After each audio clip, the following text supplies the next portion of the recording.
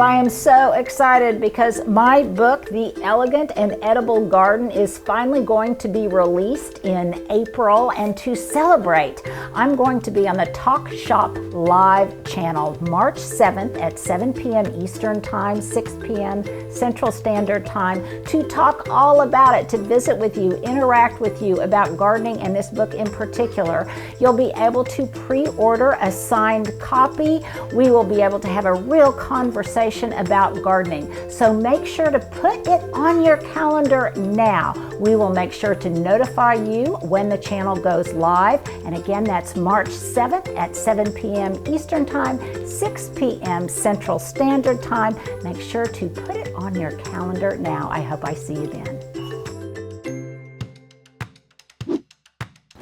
Well, needless to say, for a variety of different reasons, some personal for you guys, I'm sure, some global. It's been a pretty stressful week.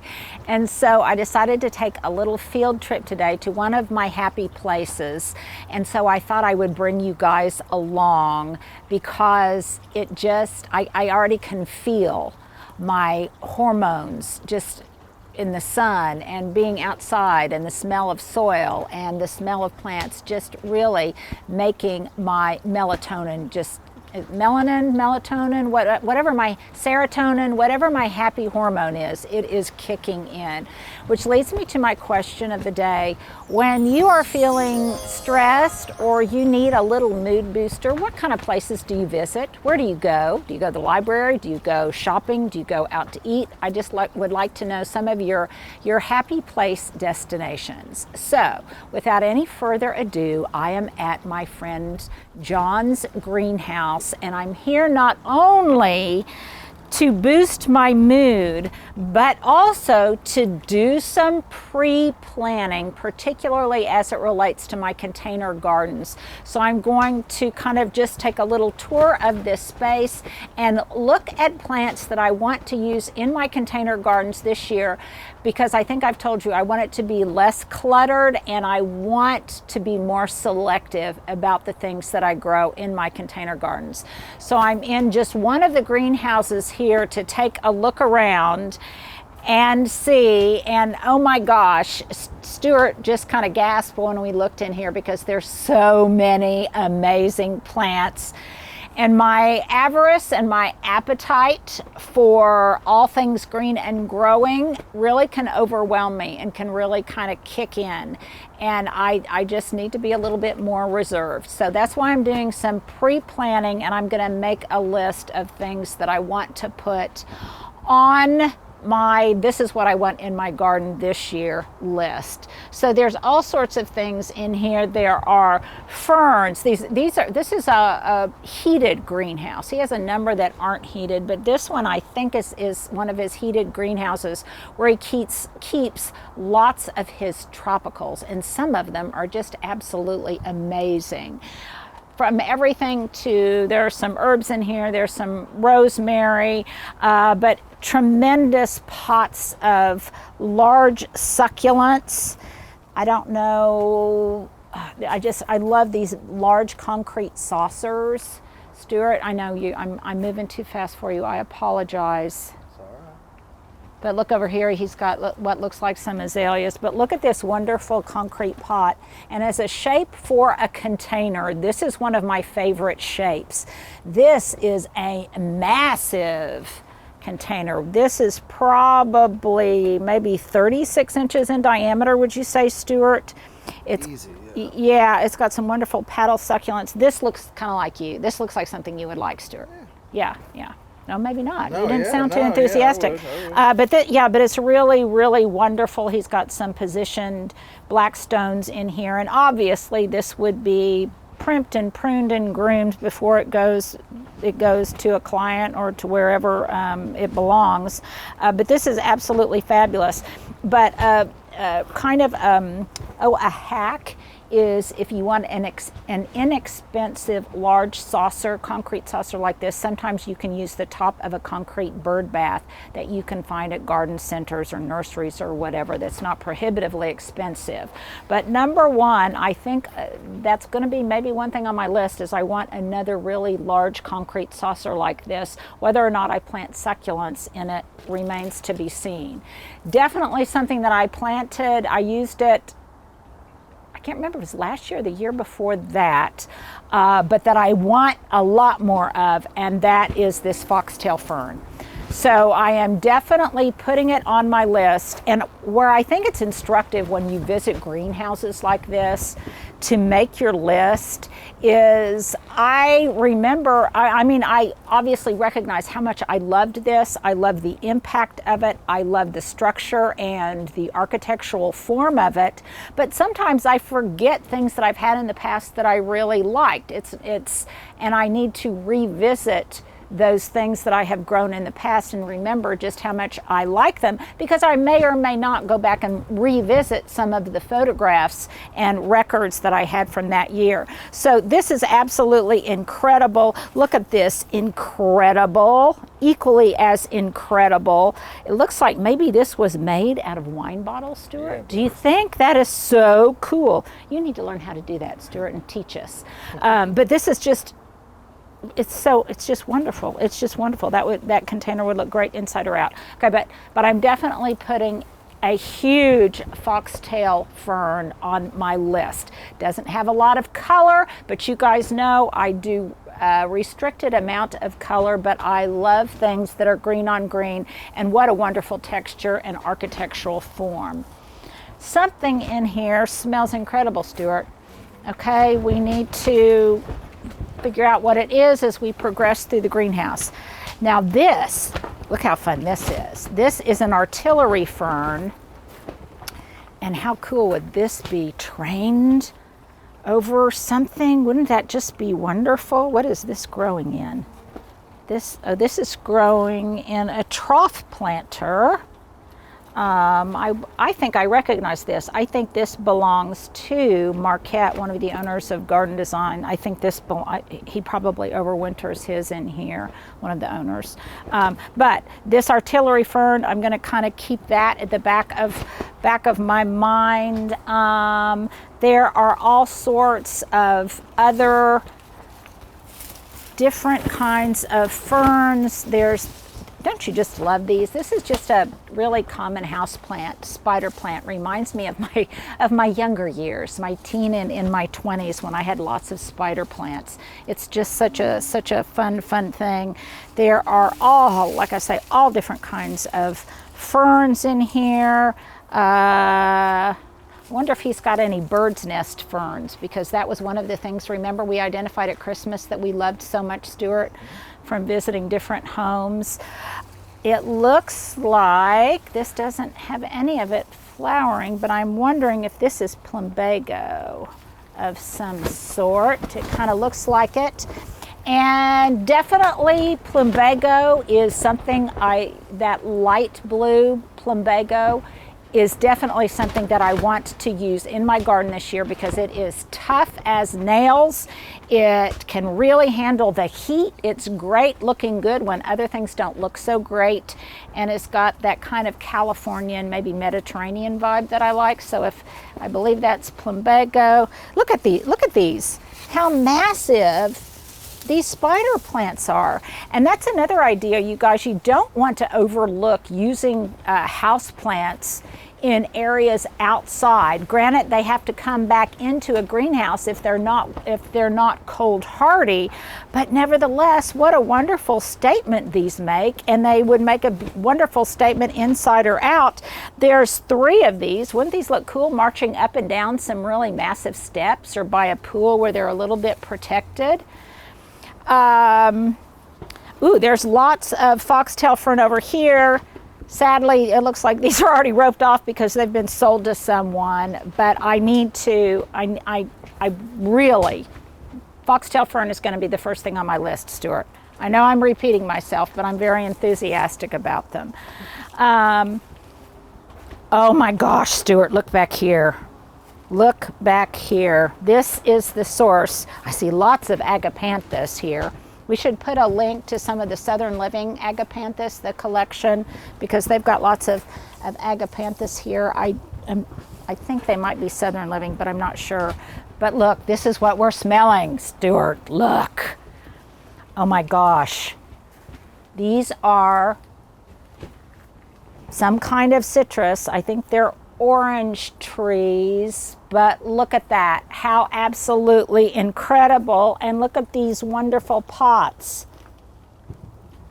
I need to ask John or Roger, my friend Roger that you guys know that does videos with me, who these belong to, or to whom these belong, because those are incredible. And citrus is one thing that I've always wanted to have.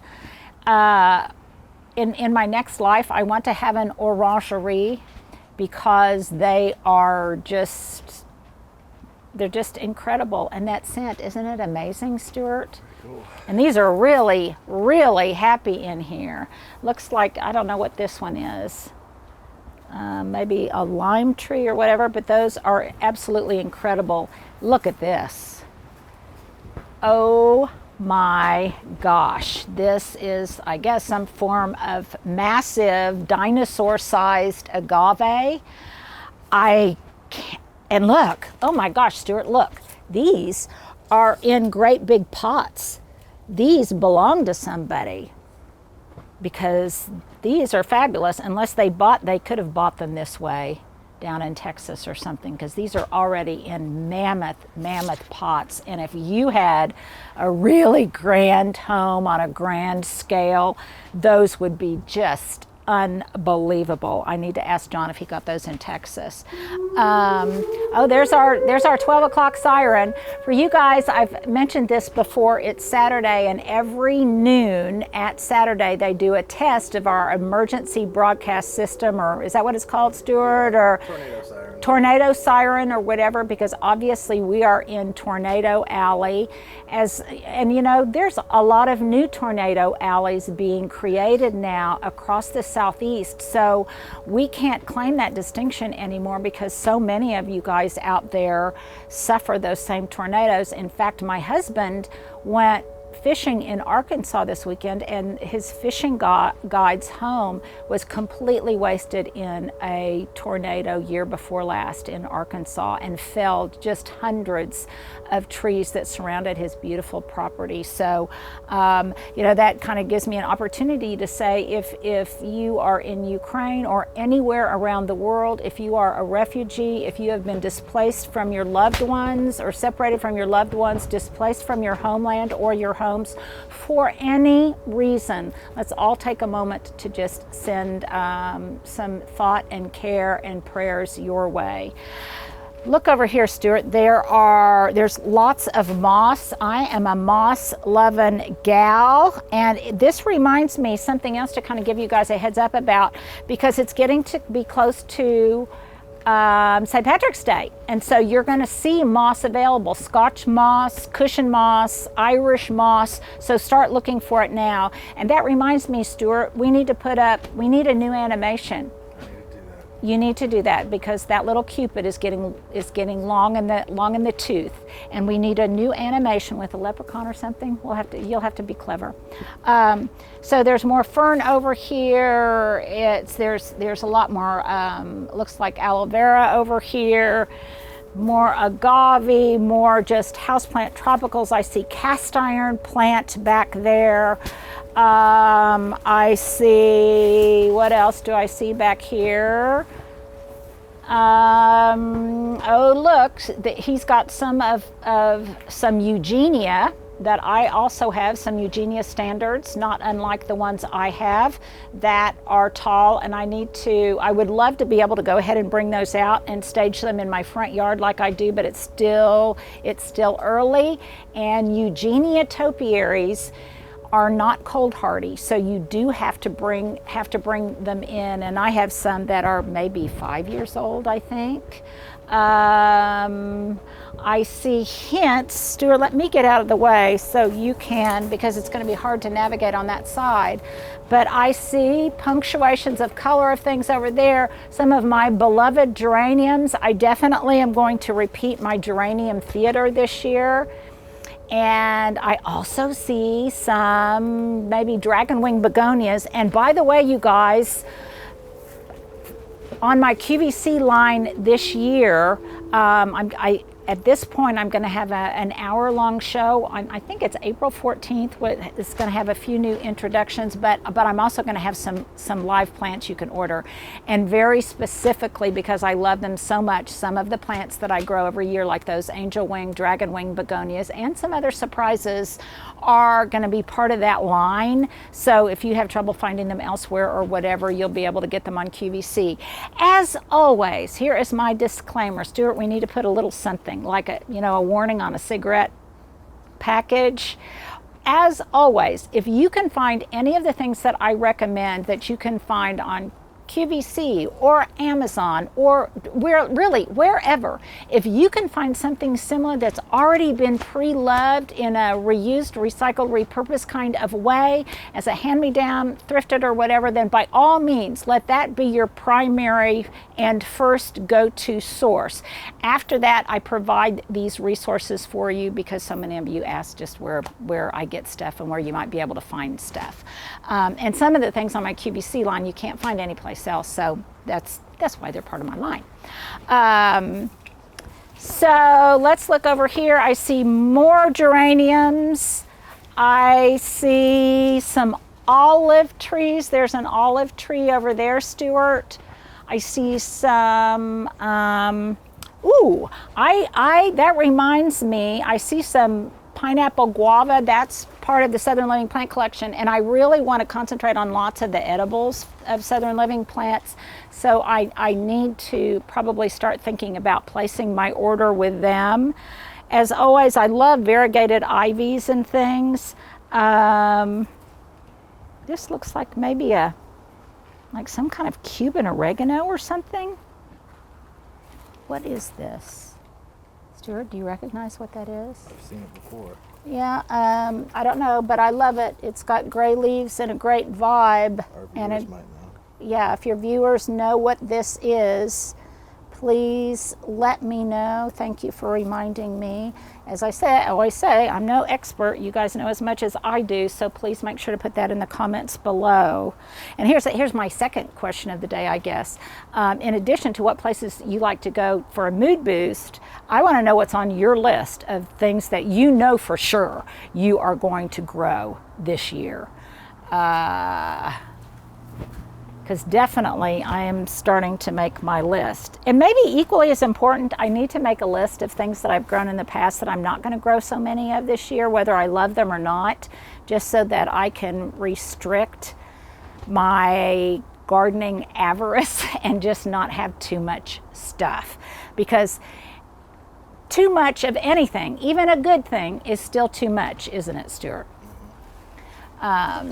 Yes, which is why we get muffin top around our waists. Yeah, these are little berries on the Foxtail Fern.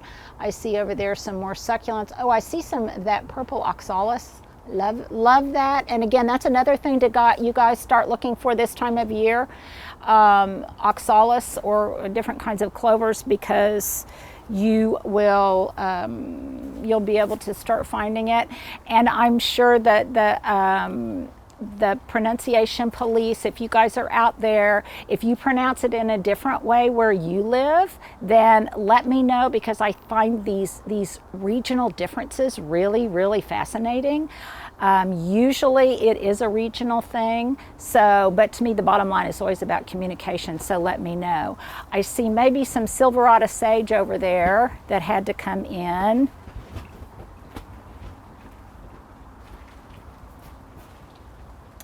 Oh my gosh, Stewart. I've got a mood boost, do you? Mm-hmm. Okay, let's come outside here. And I just want to kind of show a little bit of some of the goodies that are here. This is, we've been here before. This is Garden Design Associates. My good buddies, John and Roger. Roger, you've seen many times on this channel. He is a landscape architect, and he does have obviously greenhouses. He has all sorts of fun things here. This wonderful fountain, and Another question you guys sometimes ask me is, do I have any mirrors in my garden? And do I have a water feature? And for me, boy, listen to that wind, Stewart. For me, the only water feature that I have is my bird bath. Does that feel good? Oh. Yeah, it feels good, doesn't it? Yeah, it was hot in there. But I love the sound of that water. And look at this cool mirror. If you were doing a secret garden or something, this is a way to double the space and double the impact of your garden if you have a mirror in your garden. Look at this incredible slab of stone that they have supported on some cedar tree trunks. Probably, they look like they're cedar, probably so they won't rot. I cannot imagine how heavy this piece is. Pretty incredible. And look behind you, Stewart. Look at this bench that they've constructed. I see this a lot in Colorado. Yeah. Constructed out of stone. And then, oh my gosh, Stewart, come here, look in here. Are you not going to make fun of me? Are you tickled pink? Tickled pink. Stewart, are you tickled pink? Look at these fun chairs.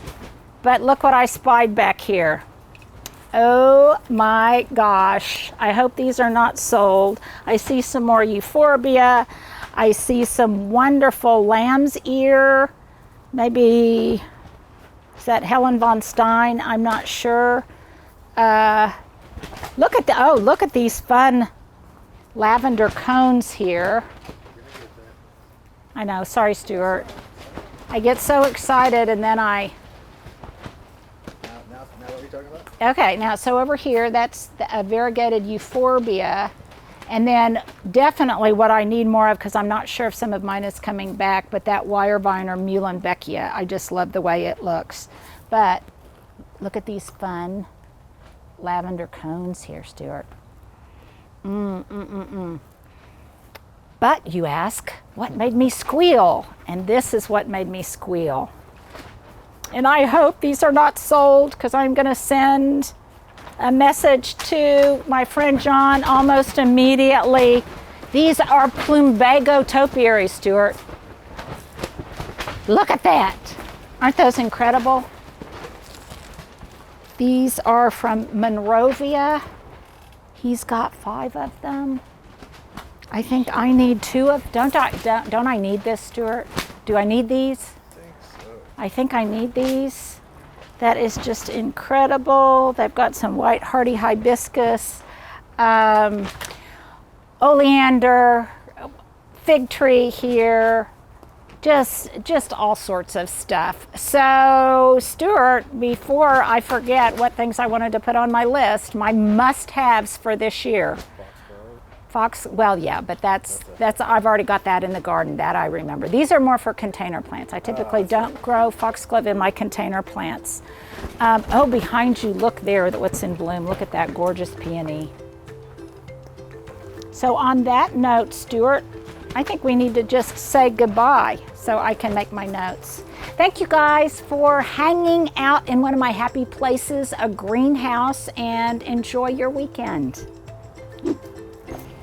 Well, here is my fashion du jour on an extremely windy day. It is going to get up to 80 degrees today, and we've got wind gusts, I think, Stewart, of about, 40 miles per hour.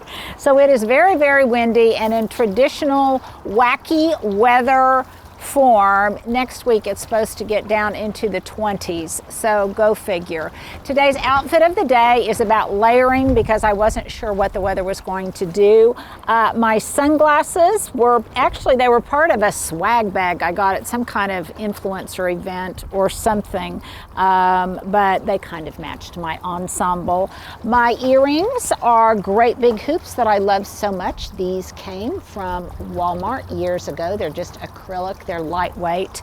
My jacket is a hand-me-down. It belonged to my older sister, Kay, and she, like me, loves jean jackets, and she gave this one to me a number of years ago. I like the fact that it was kind of a light denim. This makes me smile.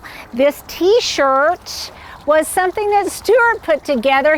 For me, he said he thought I would like it.